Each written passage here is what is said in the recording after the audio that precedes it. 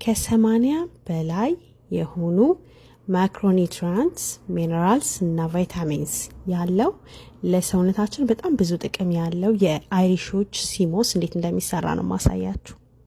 በመጀመሪያ በሎሚ ተዘፈዝፉትና 24 ሰዓት ታስቀምጡታላችሁ ፍሪጅ ውስጥ።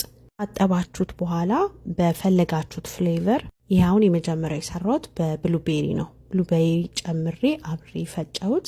ለልጆቻችሁም እንደዚህ አድርጋችሁ እንደ ካንዲ አድርጋችሁ መስጠት ትችላላችሁ። 2 የሾርባ ማንኪያ ለአደልት ለሆነ ሰው፣ ለልጆች ደግሞ በጣም ትንሽ እንደዚህ በጣም ትንሽ አሁን ሄርት ሳይዝ የሆነችውን ሳይዝ ማለት ነው።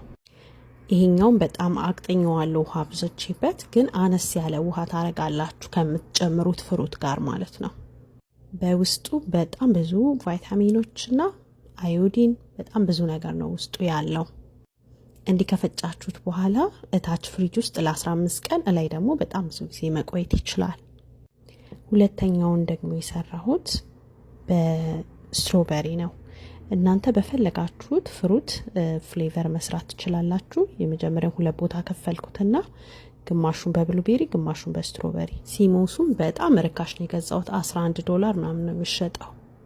እንደዚህ በደንብ ከፈጫችሁት በኋላ ሁለቱንም በተለያየ እቃ ታደርጉታላችሁ ማለት ነው።